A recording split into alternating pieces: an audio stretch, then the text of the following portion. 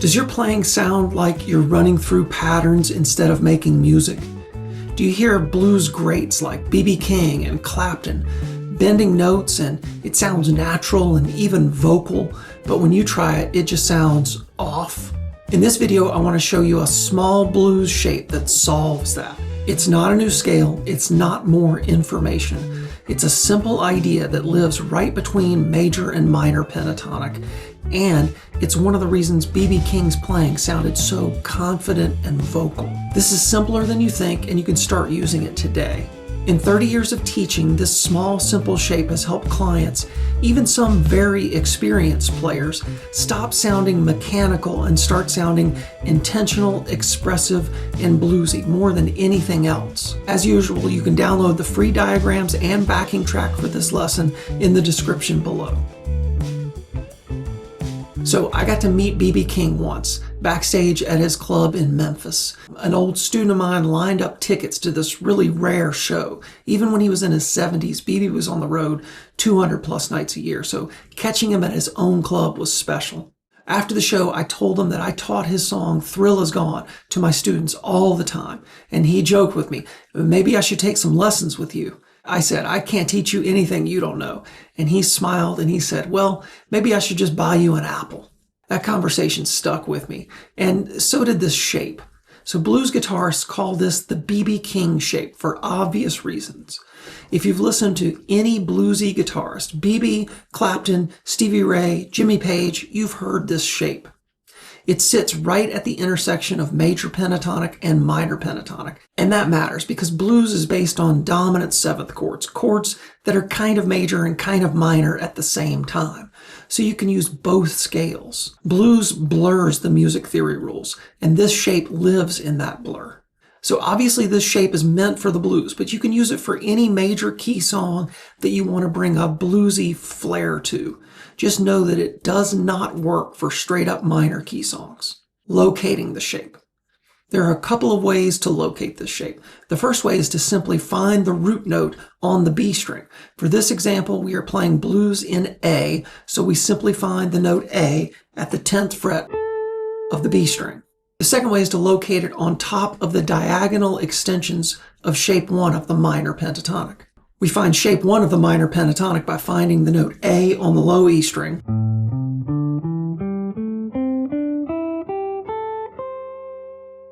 move back 2 frets and you get the diagonal extensions of shape 1.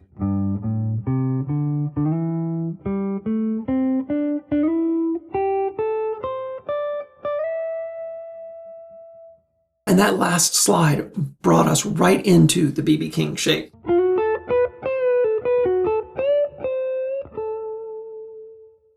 So now my index finger is playing the notes that my ring finger was playing in what is sometimes called the house shape. So this house shape is really the higher part of the diagonal extensions of shape 1.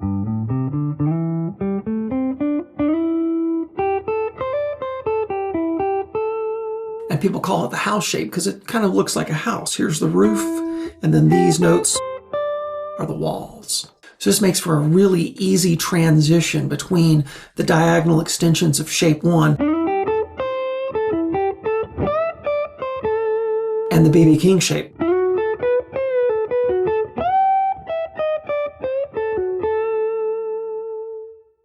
And a third way of finding it is by moving back 2 frets from shape 4 of the minor pentatonic scale. So we find shape number 4 of the minor pentatonic, our other landmark shape, by finding the root A on the A string. Here's the 12th fret, and I get shape 4.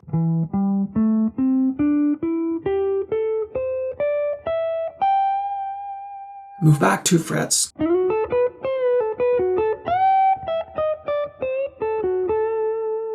And I've got the B.B. King shape. So being able to locate this shape in between the 2 landmark pentatonic shapes makes it really easy to jump between those shapes and the B.B. King shape. So B.B. really focused on the top 3 strings, the G, B, and E. The root note is on the B string. That's the money note.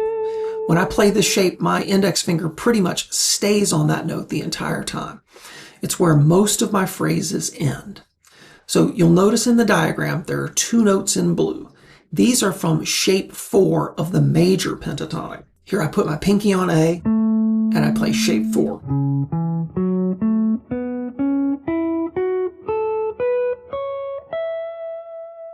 So if I focus on these two notes, my phrases sound more lighthearted and major.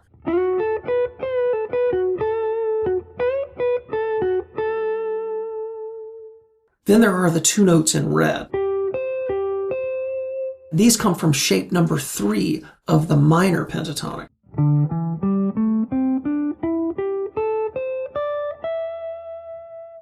If I focus on these two notes, my phrases sound darker, heavier, more minor.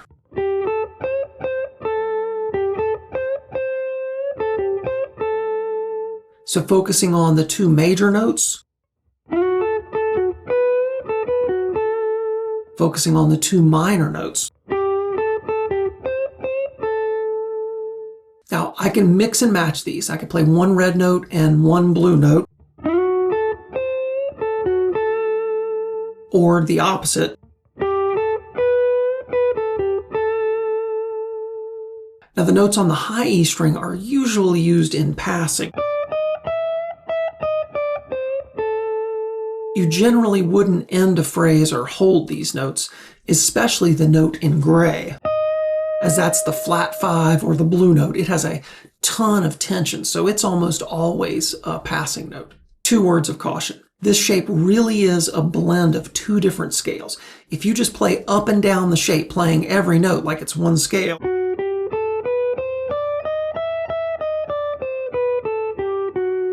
it won't sound right. In general, pick one of these 2 notes on the G string and one of these 2 notes on the B string.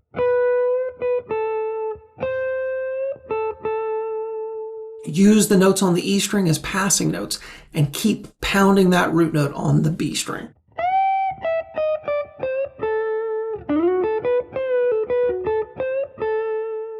The magic part. Here's what makes that shape so magical. My index finger is on the root note. My ring finger plays the second, and I can bend that up a half step to the flat third, a whole step to the major third, even a step and a half to the fourth. And they all sound great. My pinky on the same B string is playing the flat third. I can bend it up a half step to the regular third, major third. I can bend it up a whole step to the fourth. And I can even bend it up a step and a half to the flat 5 or the blue note. It's a little bit tense, but the bottom line is you really can't go wrong bending the B string here. It's super expressive and very forgiving. You don't have to nail the pitch perfectly for it to sound musical.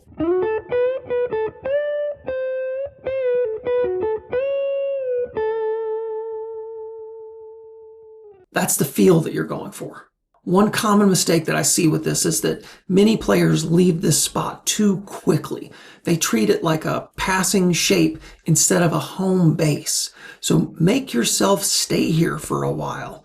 Really work this shape out for all that you can. You'll notice that many great bluesy guitarists like BB will base their entire solo on this shape. If this clicked for you, here's what to pay attention to. Your phrases will start sounding more grounded as the whole shape is anchored to this root note. Your bends will sound more confident, even if they're not perfect, and you're thinking less about patterns and more about sound. When I'm playing this shape, I turn my music theory brain off and I just lean into my intuition. And don't forget, you can download the diagrams and backing track from this lesson by clicking the link below down in the description. It's the same general approach that I use in the Essential Skills course if you want more structure down the road.